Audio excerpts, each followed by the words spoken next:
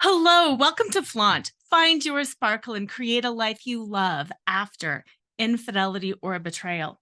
I'm Laura Cheadle, and today we are interviewing Dr. John Gray.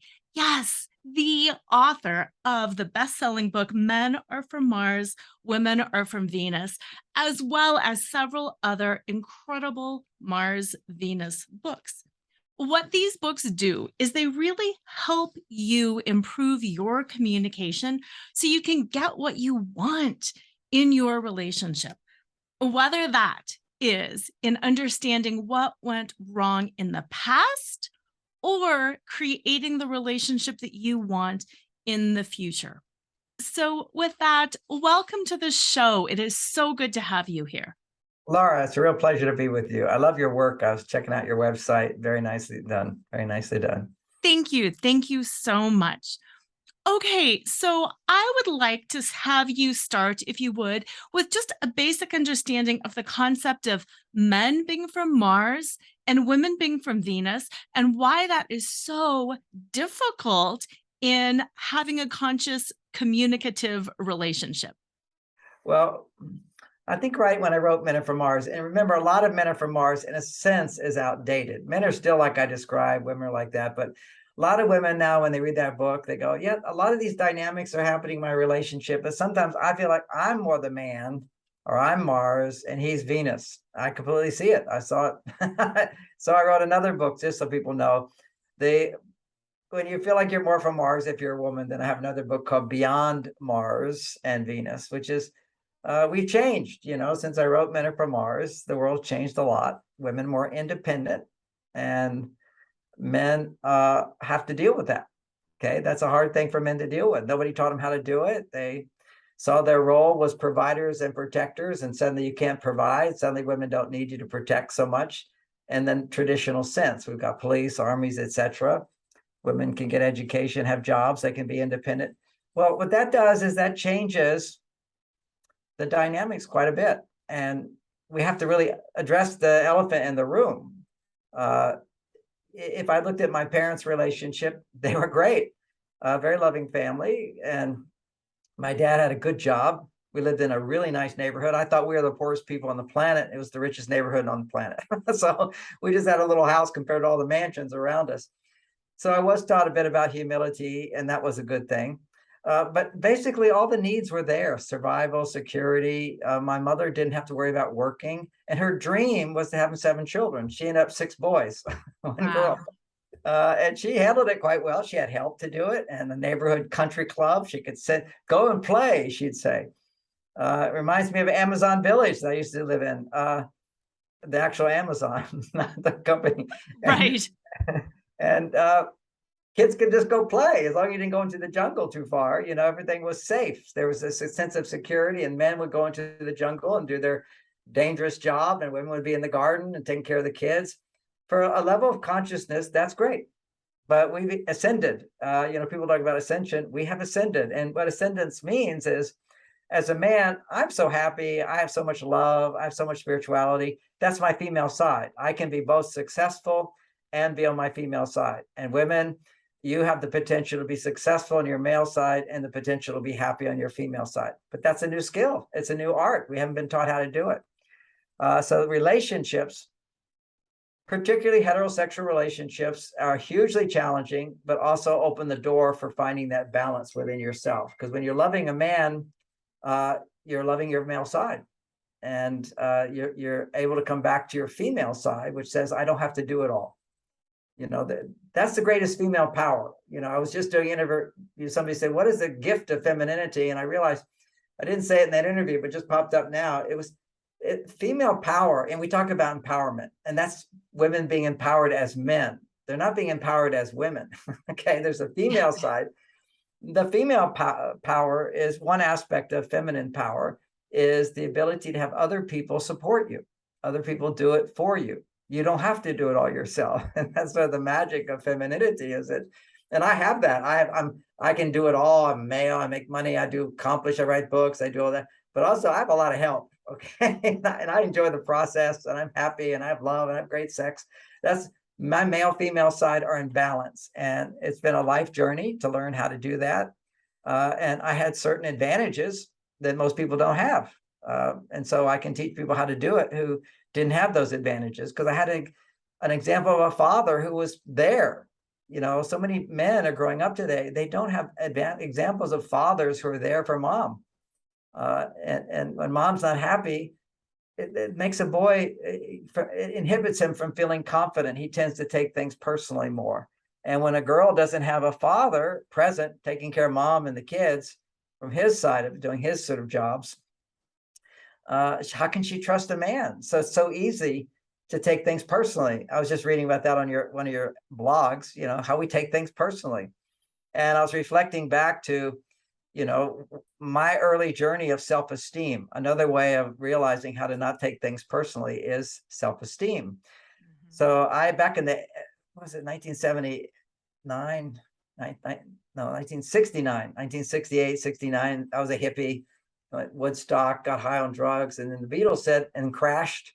And the Beatles said, you can get high on meditation. And then somehow I ended up in a meditation talk and saw the Maharishi. And I wanted to be him. I wanted to be like him. And it was the greatest luck I ever had in my life, because it turned me away from drugs and turned me away from sex without love. I was actually a pure celibate. And we've taken such a dive in the wrong direction. And I know you talk a lot about men who cheat on women and women who have been cheated on. And a big part of that is the whole lack of consciousness in the world today about the importance of love and sex together. Not having sex when there's no love. And realizing that for men, that's a massive addiction to have sex without love. It's similar to a woman's addiction to complaining. Women can easily get addicted to complaining. You should see the brain scans produces high levels of dopamine because we have the negativity bias, which you talk about. Mm-hmm. It's just simply, if something bad happens, you're going to think more about that than when something good happens. You just don't think about that. We take it for granted. But anyway, back in the 60s, I was a hippie. I went to my female side, free love, sex, getting high. And kind of the war cry at that time was do what you like, do what you like. And that's the opposite of masculine energy. And that's the essence of feminine energy. Do what you like, do what you enjoy, do what you love, and balance that with also doing what you have to do and make money and do your thing. But your priority needs to come from do what you like. And then communication at home and our relationships can help women come back to their female side. That's the whole thing.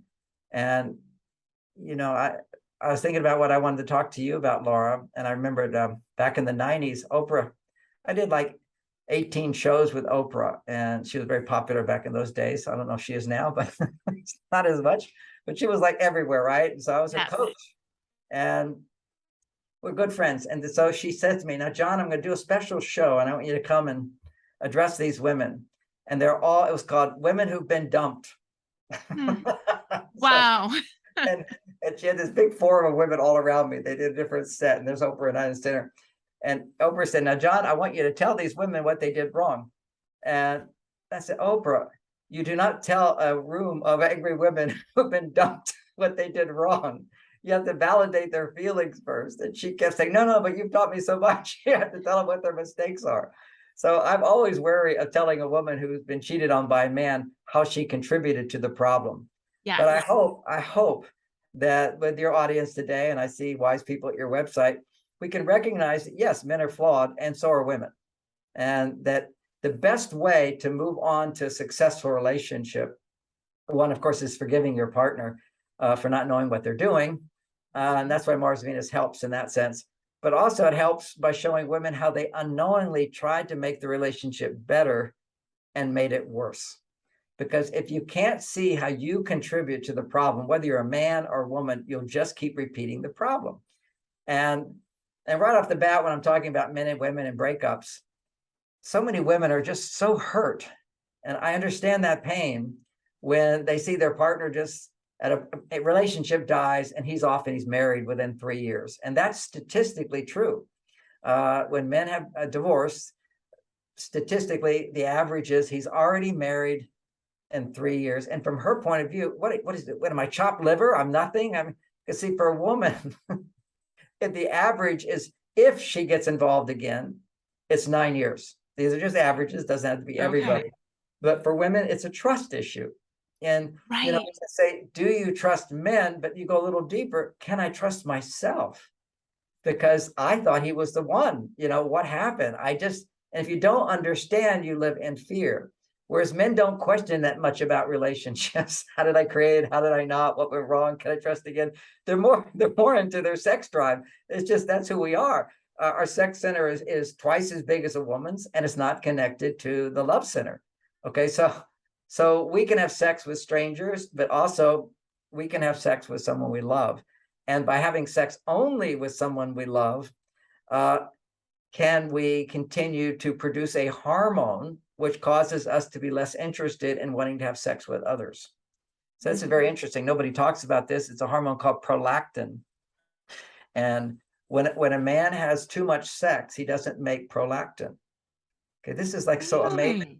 Yeah. So without blaming anybody for a second, what happens to the sex drive in relationships and what happens to the man's heartfelt commitment to monogamy? Now, there's a lot of things that could contribute to this problem, but this is one that most people don't know. And too much sex can cause a man to lose interest in you, just to let you know. Now, that's biologically been proven. The Japanese did a study on 25-year-old men, athletes, and it's been replicated. And they have sex on Saturday night, and then they have and they have to abstain for 6 days. On the 7th day, their testosterone levels increase 50% in her presence. Now, if they have sex on Saturday night and Tuesday, even just twice, on the second time, his testosterone doesn't increase 50%. And on Saturday, it doesn't increase 50%. He just stays at his baseline. And baseline is not even. It just slowly goes down, down, down. Now, as far as the research goes, we can't say a study has followed both things, but we can say that on average, we look at average men, single men who are not in a love relationship have the highest testosterone on average. Testosterone has a lot to do with a man's attraction and interest in you. If in your presence, his testosterone goes up 50%, then he's very attracted to you. Okay. Now, I'm 70 years old and my testosterone is always 50% higher than when I was a young man. So let's just get out of the average and go to people who know what they're doing in relationships. One is, as a young man, I only had sex. First of all, I had time I never masturbated after 18 years old. So that was like a big gift. Unfortunately, it's a disaster out there, and I get it. Weak men. And I can say that because no men are listening. But it's true, and it's good to It's know. true, it's true. And weak in the fact that they can't follow through on their commitments. They can't suck it up. They can't do the difficult and dangerous. They want to complain. They want to whine. And these are needy men. And if you look at this hormonally, they're more producing female hormones than male hormones. Testosterone's male hormones, estrogen, progesterone, oxytocin, these are all female hormones. When a man makes more female hormones than male hormones, his stress levels go up, and which means he's either angry or he's passive. He's grumpy or he's irritable, and he loses attraction to the one he loves and feels attraction to those he doesn't love. And that's addiction. Interesting. And that makes so much sense, doesn't it? It does, of course. Yes. And when he makes love with his partner, and every time his testosterone will go up 50% because he's not doing it too much and he's not masturbating, what happens is a hormone gets produced called prolactin. And this is only produced in married men who are faithful to their wives. And I have to add to it, that's one Italian study showing that married men produce prolactin, which inhibits their desire for other women. And whereas if all a man has to do is masturbate and his prolactin levels go away. All he has to do is porn and his prolactin levels go away. All he has to do is fantasize, get excited, whatever, his prolactin levels start going down. So this is built in nature that, if we want to say God, we can say nature. I like to say God, whatever. God creates men so that men are supposed to make babies. Okay. We can make babies every day. So there's all these books written about, men are just naturally, what's the word for polygamous? Okay. They want to have lots of wives and whatever. No, that's not men. Okay. That's the royal class. And that was at a time where there was a shortage of men. They'd send the men off to kill them in war. And All the women came together, are happy to be part of the harem, only because for survival's sake. Right. You don't have enough men, so the women go, let's share them, And Right. It's a necessity. it's a necessity in that sense. But biologically, the primitive urges inside of us as humans, for men, our job is to seek out and find a woman and make a baby. And if we find a woman to make a baby, which means she has already checked us out and we already have passed every test, okay, which means she appreciates us, she lets us in, she is feeling love for us. Okay, so her love, when a woman loves a man and he has sex with her, that means he's earned his way in and pushed all the right buttons inside of her. Her loving response to him will produce prolactin. Mm. That's what the Italians found, is married men produce prolactin, single men don't. We also know that, ironically, single men have the highest testosterone levels. Married men have the lowest. Actually, married men with children have the lowest. Now, why is that? Because you've got more love. As soon as you have children, you love them. That's more estrogen. You love your wife. That's more love. Single men have a little love in their life, so they're horny. And their job is to go around until they find prolactin, a woman that loves them. The body will make prolactin. And so that keeps him from desiring other women, so that he'll stay with his partner and be a protector for that child to grow up. You see how wise the whole universe is. Yes. At the same time, every culture is always taught that you should have love before sex, because as soon as a man starts having sex without love, he doesn't have prolactin. His testosterone levels go lower and lower and lower. And so he seeks out sex itself as a big testosterone booster. Now, think about our culture today, which feminizes men.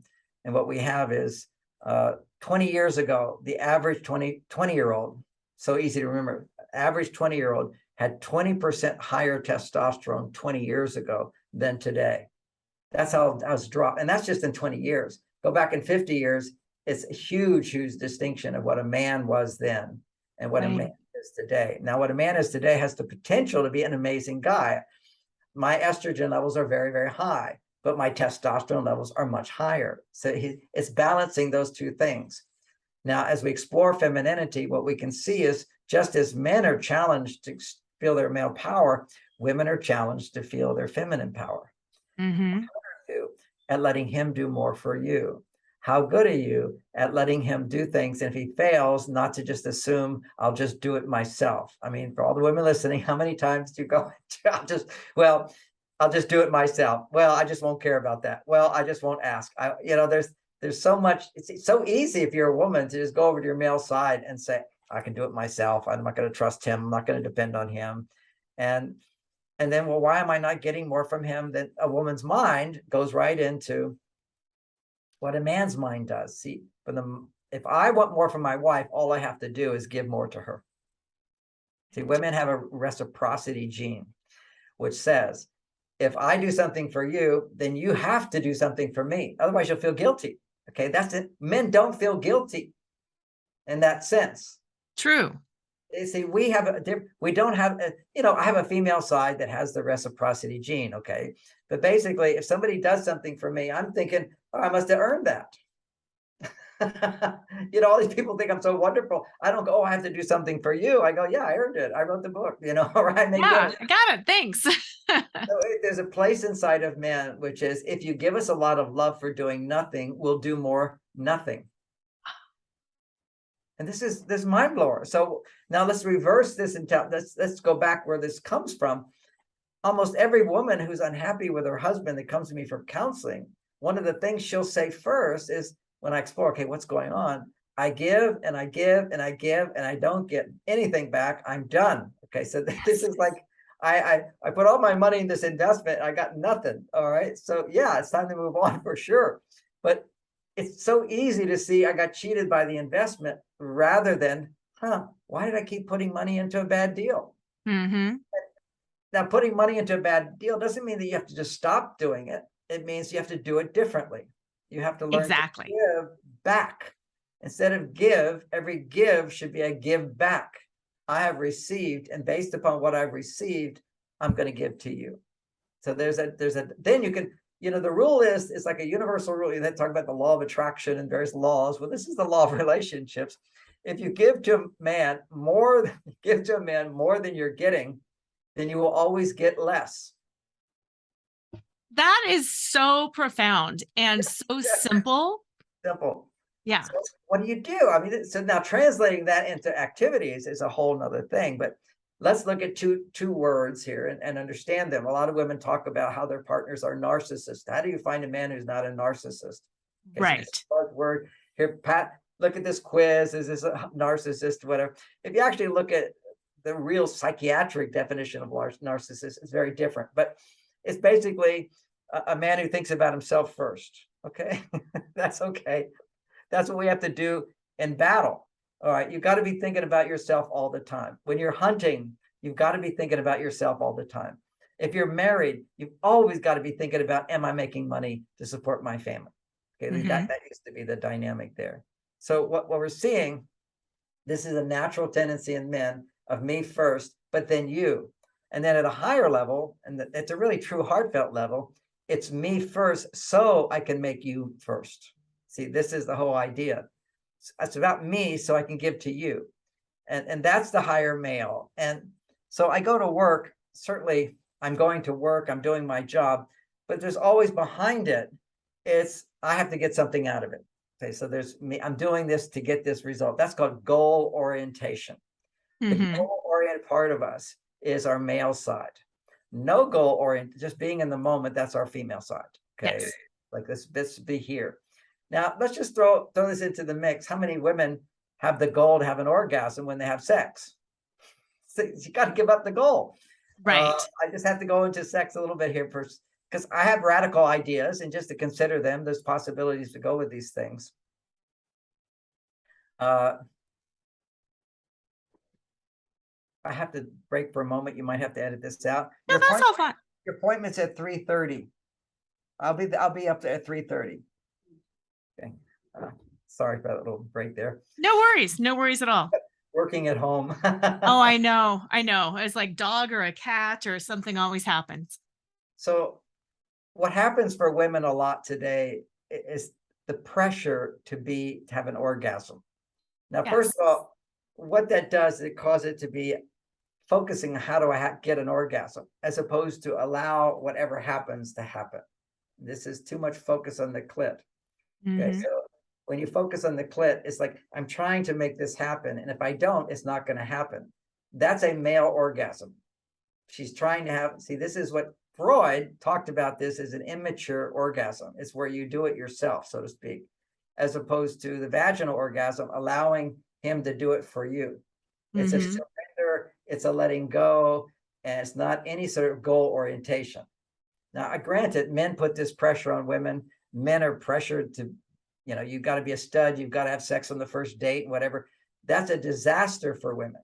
Okay. So it Yes. never bonds with you unless if you rush right to sex, it's just a connection sexually and it's over afterwards. So there's nothing to come back to. So I know a lot of women will feel like, I go out on dates with these guys and they don't call back. What is it? Once again, negative bias, you take it personally. It's not about you at all. It's about, in many cases, it's about not waiting long enough before you could actually feel safe in your mind to express yourself. He's bonded with you in that way. He's still Hmm. interested in you sexually. Then you share more of your heart and he does things for you and he's still interested sexually. And now the flame lights up and you want to have sex with him because your body just wants to have sex with him rather than there's a pressure to have sex. Oh, So if right. that pressure to have sex, his whole ego's invested in it. It's like she's feeling pressure that she's approved. He on his side is like, if I don't do it, I didn't score. And the reality is there's things you can say so he feels he scored without actually having sex with him.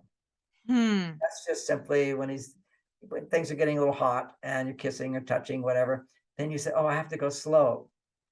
And he says, what? Now he wants to negotiate. And you just say, oh, I have to go slow. That's your power. I have to go slow. He says, well, what do you mean? What do you mean? Then you say, oh, I'd love to go further, but I know for me, I have to go slow. Well, what do you mean? Why not? Don't you want to do it? Oh, I'd love to go faster. Oh, it feels so good. No doubt. But I have to go slow. You've just satisfied his ego when you said that little thing is, I'd love to go faster, or I'd love to have sex with you, or I'd love to do that. His ego goes, ding, ding, she wants me. Now I don't have to do it and I don't have to feel like a failure. So there's a subtlety here in a culture that is so sexually, which I'll say promiscuous. Right. problem saying that. I come from a generation where you had to actually get married before you could have sex, and Yes. I, of course, had sex before marriage and felt very guilty about it. Like, why do I have to do it this way? A piece of paper. Now I understand it's not about marriage, but it's about having a committed relationship, taking the time to get to know someone where a woman feels very safe and turned on eventually. So a lot of women, when they have what's called anxious bonding, and I'm talking to the women who wonder, why do I have these men who turn out to be so bad? Because some men just so bad. Okay. All right. So it's not every situation, not every man this, but you get involved with a guy, you feel like this is great. In many cases, this is not absolutes, but in many cases, this is something called anxious bonding with the father. Basically, the father's not safe. Either absent or not safe, which is extremely common today. Mhm. It's extremely common. 70% of black boys don't know their fathers. Fathers are not at home. 40% of white boys, their fathers are not at home. Okay, there's this separation there is, and this is very traumatic for boys, but it's also traumatic for girls. And the way it shows up in girls quite commonly is a strong sexual attraction to the unavailable man. Yes. Strong sexual attraction to the unavailable man. Generally, the available man, and this is for women without the anxious bonding, the available man doesn't immediately cause sexual attraction. Okay, it causes interest, curiosity, wanting to get to know somebody, wanting to spend time with them, having them get to know you, and wanting to share more with them. The spark doesn't just turn on right away. When your spark below the waist turns on right away before a man even knows you and you know him, and you've connected in many occasions and felt very safe with him, if that spark lights up, run to another room, go somewhere else. This is not the right guy for you. It's exciting, it's wonderful, it's a high dopamine state, so you have strong feelings of love and attraction and emotional need and all that, but he's the wrong guy. He's literally unavailable to you. He's a repeat of the past, and those are the guys you have to not listen to below the waist for. But now, if you have that pattern, now not everybody has that pattern, but it's very common. The way you get out of it, one, you can do a lot of counseling and process therapy. I mean, I do that with people, but that's a big process. It is. You can and it's a great process for some people who are ready, want to do that. But on the other hand, there's a shortcut, and the shortcut is just a behavioral change in present time. You're no longer a child. Behave like an adult in present time and know your vulnerability. My vulnerability says I'm going to be turned on to the wrong person. That means I will not be turned on to the right person, and it will take longer for me to get turned on to the right person. The right person will not be exciting. The right person will be boring, kind of flat, but he's very interested in you. That's the right person. The right person in dating is the guy who's more interested in you than you're interested in him. At least that's a potential right person, no guarantee. But what you want to do is work through letting go of, this is not as exciting like that guy or somebody excited me and turned me on. So you have to kind of come back to a little bit of boring, which allows the brain to readjust itself, which is I can start getting what I need with a boring person. So it's a slow process. It's the same process of if you're really attached to your ex-spouse, you've gotten a divorce and you're attached to them, you have to get back on the horse. Right. So the child gets off the horse, that the brain will go right into can't ride horses ever again. And it goes into a fear response. And then every time you avoid a horse, that fear increases more and more. That fear might be felt as mistrust. And behind that mistrust of men is really, I can't trust myself to know the right man for me. Mm-hmm. You don't want to let that mistrust control you. So there has to be a shift, a willful shift. You got to go against all your reactivity. It's kind of like so many books have written about, feel the fear and act anyway. That's the only way. That's in present time how you do it. Now, I had a lot of fear as a public speaker, but I got up there and did it anyway. And gradually that fear could not control me. It went away. So I have no fear in my life because I did the things I was most fearful of. Okay. So many people have fear of public speaking. Well, for me, I fainted the first time. My knee, I got so sick, and it's nothing. it's not a bad character flaw. It's just that you have deep traumatic things from childhood where if you really come out, you feel rejected, you feel a failure, whatever it is. And the only thing that kept me going, because I had so much anxiety and fear around it, is I read an interview with John Lennon of the Beatles. The Hmm. Beatles, most people don't know. I saw the Beatles as a kid. It was amazing. Uh, Wow. the most people think the Beatles toured a long time. They only toured for 3 years once they were famous. And Oh, it's like, why did the Beatles stop touring? Because John Lennon explained we all had so much anxiety before performances, just unbelievable. We're throwing up, we're sick, our knees are shaking, they were in terror. Because think about it, simply put, when you have so much, you have so much to lose. Okay, that's the yes. way of looking at it.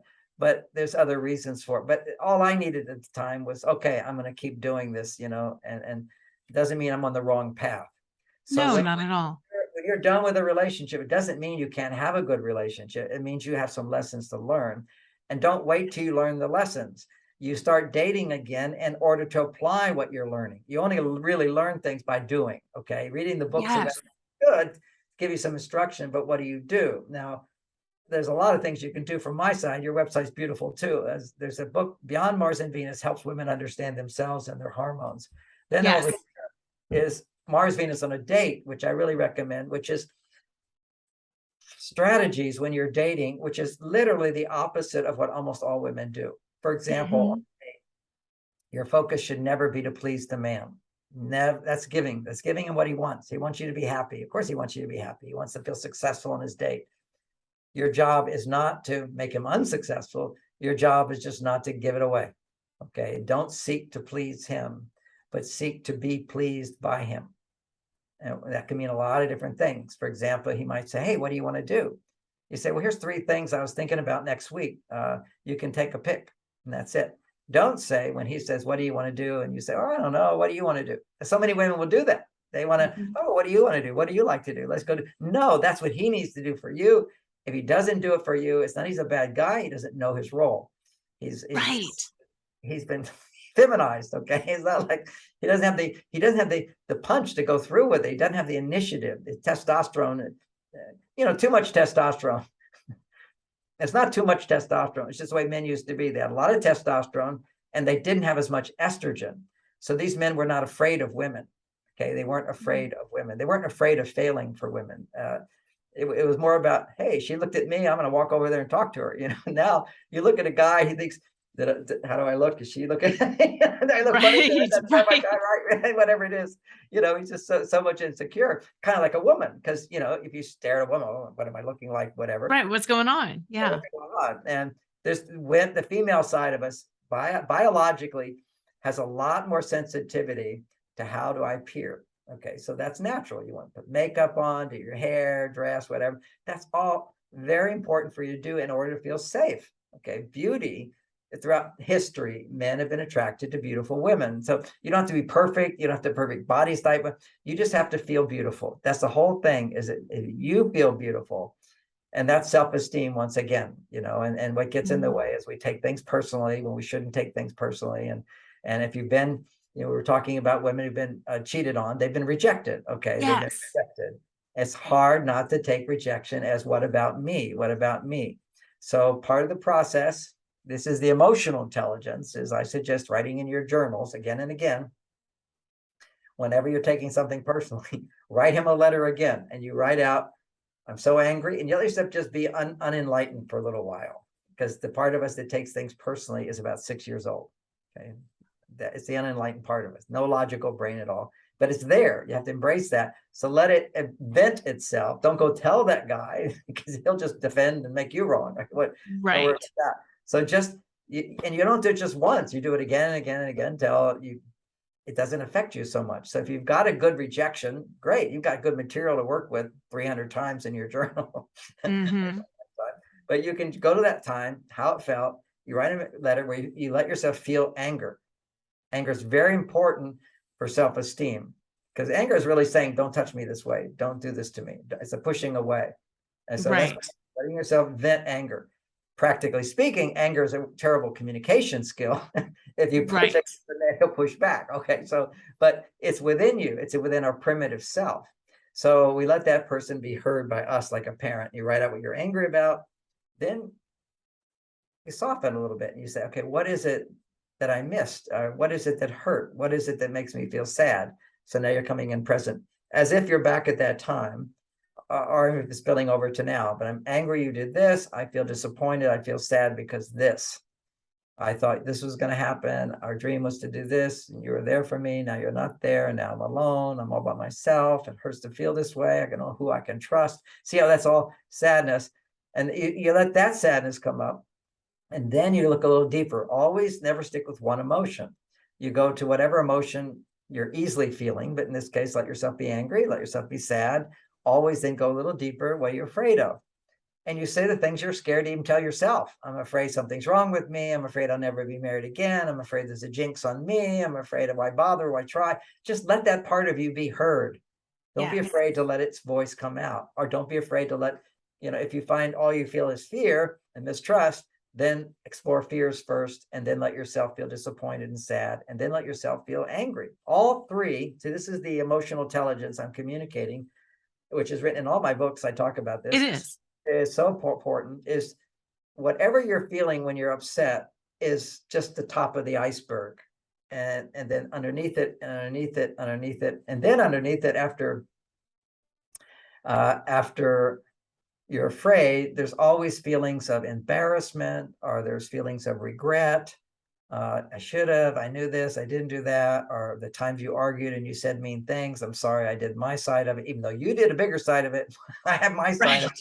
But you have to vent, just as someone has done to you, what have you done to them? And that's often the weakest part of this letter, because women don't know what they've done. See, if you don't know how you're part of the problem, then you're always going to be a victim of uncertainty. You got to see how I contributed to the problem, which Oprah kept bringing it back to that example. It was the most terrifying experience. Oprah's having me explain to them what they did wrong. I said, oh, you don't do this. Let's just let them express their feeling.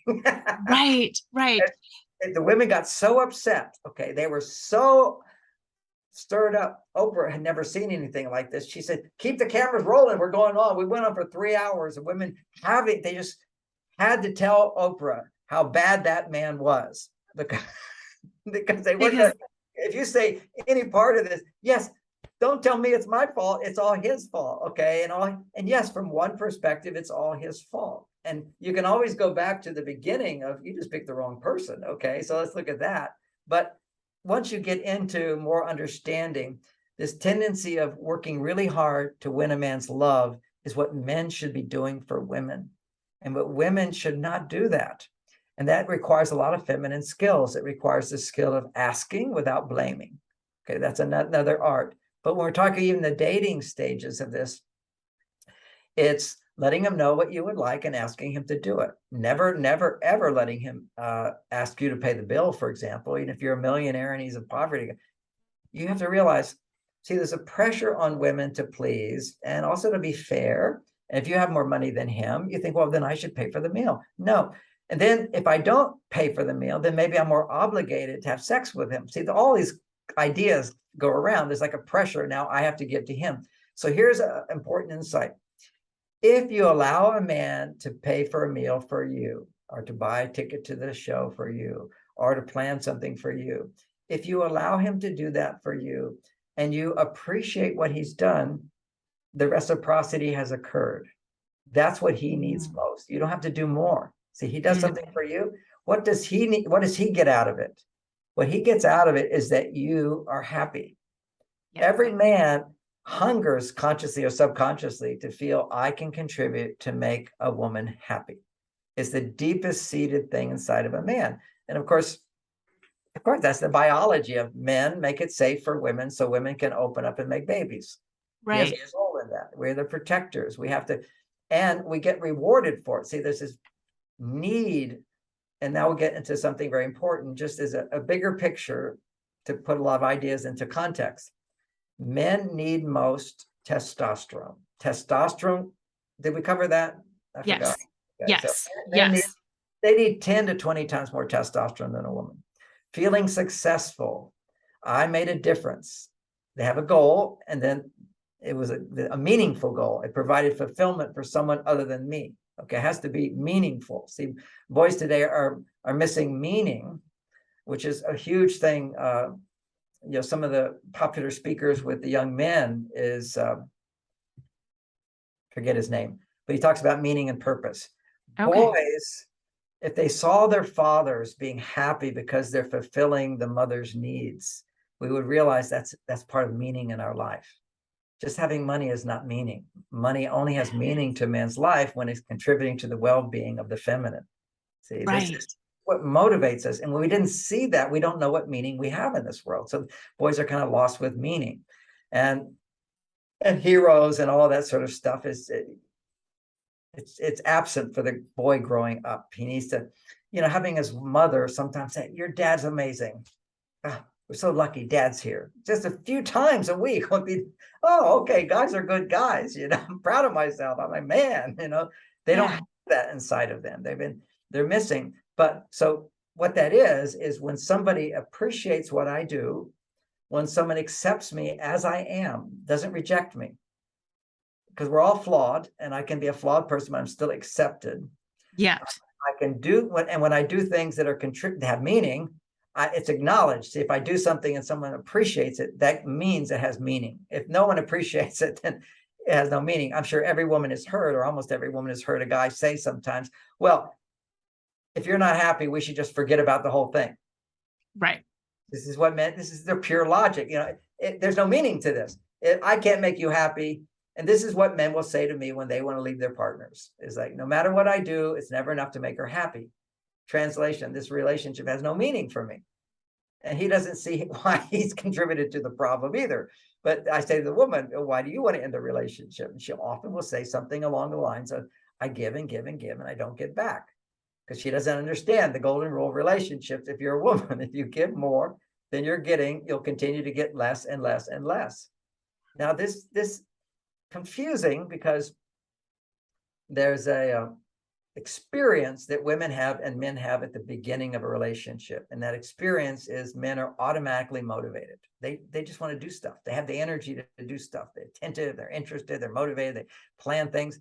And you think, "Wow, I got a gold mine here, a motivated man." Okay, dad wasn't that. So there's an excitement there. Now on her side, he planned a date for her. He took her out and she's so happy. He called her and she's so happy. So it's like, it doesn't take a lot to make her happy, because we're all living on amped up dopamine levels, raised estrogen for women, raised testosterone for men. And so his experience is it doesn't take much to make her happy. So I'm going with her. And she's going, "He's motivated. I don't have to ask for anything. He's just so busy wanting to do for me. This is great." Men's motivation will always go away and come back, go away and come back. And women's happiness will always go away and come back and come back. Women are like the weather. They can't be happy all the time. And they can sometimes pretend and put on makeup. But the reality is life is a sine wave. The feelings go slow. It doesn't have to be like shark teeth, huge up downs, but it can be a nice flow up and down. And for men, they have motivation, they lose motivation, they have motivation, they lose motivation. And there's ways that I unknowingly, when she goes down, make it worse so she never goes up again. And there's ways women, when a man pulls away, how she can keep him pulling away for the rest of the marriage, as opposed to getting in there. Motivation, not motivated. Motivation pulls away. And anything you do to motivate him by your instincts usually is wrong, because when he pulls away, he loses motivation, you become more motivated to please him, as opposed to become more motivated to please yourself, not dependent on him.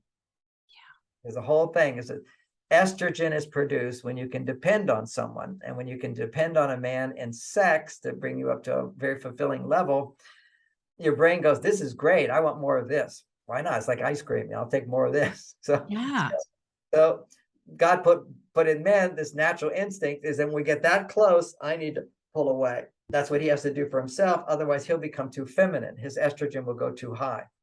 Meanwhile, she's stuck glued up. Estrogen is like a glue. It's attachment. It's holding on. So it just feels good. What's wrong with hugging and squeezing and all that? So that's estrogen. So you're holding on, and then he goes, you're left by yourself. Well, that's where you have to learn to have a life that you shift to other things you're attached to, even though if it's not as high of an attachment, but it's still estrogen producing. So it's Oh, okay. the dance of life. So rather than resenting that when a man goes to his cave, that's when a man Yes. goes away. And there is at some point, if people do go to marsvenus.com, we do have a class that my daughter does on understanding men, why men pull away. And Yes. really good class. I hope you'll take it, Laura, because it would just add more to what you're doing, which is brilliance. I've Yes. taken the class. I took a year to write it with my daughter. She wrote it, and then I would edit it and edit it and edit it. So she takes Mars Venus to the next level, applying it to her relationship. And there's all these dynamics in there that I hadn't even thought of. And I wanted to watch some tapes over again, just because as a man, I was learning. I'm now Hmm. having my male and female clients actually watch the tape together, although it's for women only. I told my daughter it was for women only, and some of my male clients are watching it. Just, but Dad, this is embarrassing. I say things. I said, don't worry. It's like men want to understand themselves and also understand what women don't know about us. See, Yes. this is why my favorite talks are with men and women, because I'm explaining things to men. All men are going like, yeah.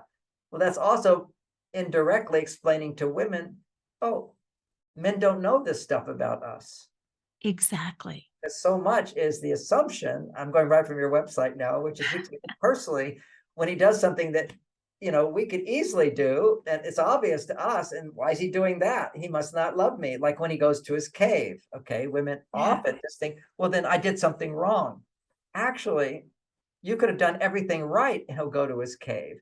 Because you have, let's say, I think about my marriage, we would go off to Hawaii and have a very romantic time. So yes, we'd have lots of sex, there's newness there, and the dopamine's flowing.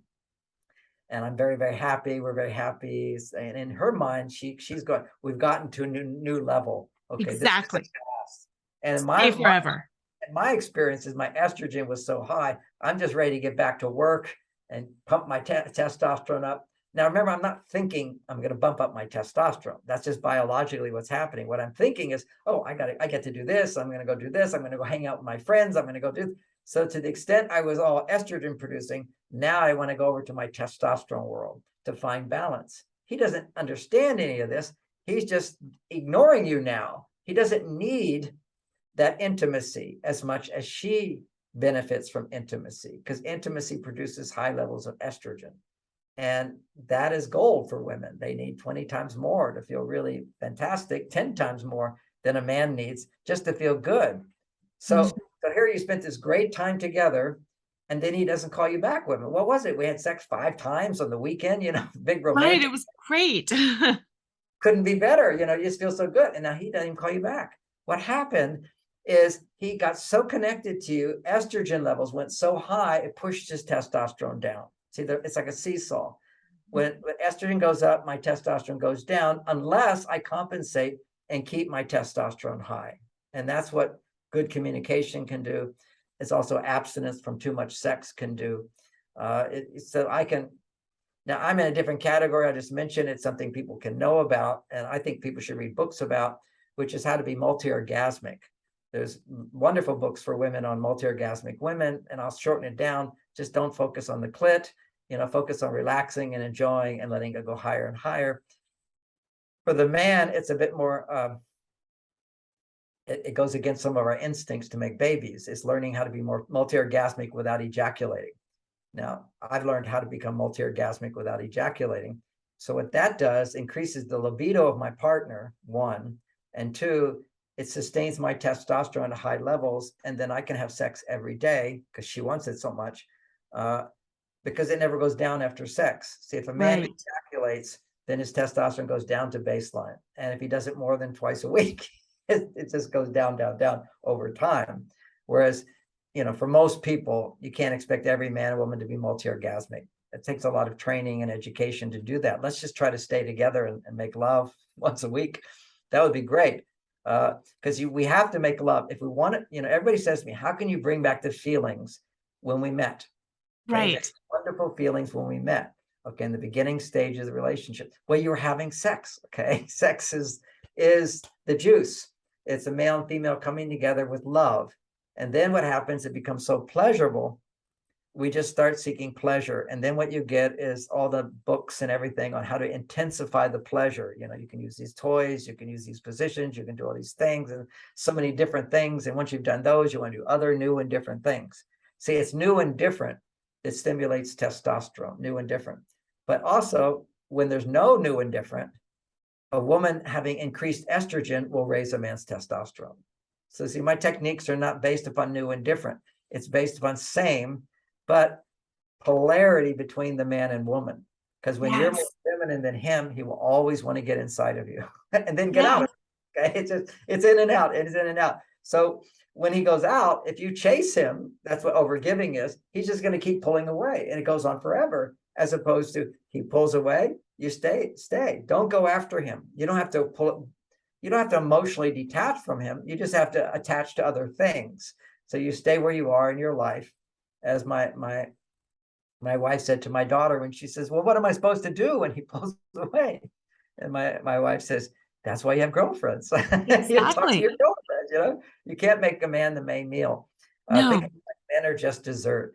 And it does simplify things and realize women tend to make men more important than they are. And they are important certain things, but then you are more important. Other things are more important. And you have to find that balance. And that's tricky. It is. We don't have, see, it used to be the man went away all day. Okay. It was expected. Now your husband's at home working on the computer, drive almost any woman crazy. I mean, I had to build this cave under the house just so that my wife wouldn't see me sitting in front of a computer all day. If a woman sees a man sitting, it's a very big turnoff. And unavailable to her. He's right there and he's not available to me. It just pushes a button inside that doesn't make it comfortable for her, doesn't make it safe for her. So even for couples, when they have to work in the house, he should go in a room and nobody's allowed to go in there. He goes in at a time and comes out at a time and the door's locked. Okay, just settle. Otherwise, women don't instinctively understand it. Some women who are more masculine today can understand it, but a woman can shift gears very easily. She can be making a meal and taking care of a child and talking on the phone at the same time. See, these are all part of the nurturing hormones, the fluidity. If you want to look at the biological basis of that, there's something called white matter in the brain and gray matter. Gray matter are the centers of function. So talking in my brain, it lights up here. If I'm listening, another part lights up. For a woman, 8 parts of her brain are listening all the time. I could have a stroke here, I'll never hear anything again. A woman can have a stroke here, and she can have a stroke here, and a stroke here, and a stroke here. She can still hear. Okay. So this is because everything is interconnected. She has more white matter, 8 to 9 times more white matter, which is connective tissue between all the gray matter places. And the gray matter places are bigger in men, 7 times bigger, because they're more isolated. They don't have the help of the rest of the brain. So there's huge differences between men and women. And when people try to minimize those differences, they just don't look at that. They look at other things that are the same in men or women. We all have, of course, we have hippocampus and pituitary glands and all kinds of things that are the same. But even when you look at the hippocampus, I mentioned that one, for a woman, it's generally twice as big as a man. Now, what's the function of the hippocampus? It's your memory. And under stress, under moderate stress, women have 8 times more blood flow to the hippocampus and men have 0. Isn't that crazy? And under big stress, men have increased blood flow to the hippocampus and women have decreased flow to the hippocampus. I'm not thinking about it. I'm out of here. I'm done. Whereas under little things, she has a more of an emotional response. So a playful way to look at this is think of the hippocampus as a memory. See, if something's going wrong, I want to suddenly, I want to remember everything else that went wrong to learn from it, right? How bad it is, there were other things. So the first floor of the hippocampus is all of our negative memories, because there, as we know, that's the most important thing. Survival, right? Survival. If something burns you, you want to remember that. If something makes you feel good, we don't have a strong memory for that as much. It's not a drive to protect ourselves. So the second floor is all the good stuff. Now, as soon as you're producing a stress response, the woman gets in an elevator and goes to the second floor, and all she can remember is negativity. But if her stress level goes down, she can go back to the first floor and remember everything that's good. Now, what it is that puts her in the elevator in the first place is cortisol, a stress response. puts you into the negative memory. You're in danger, you think of all the worst things that can happen. Mm-hmm. Happy, you're not thinking anything. Right.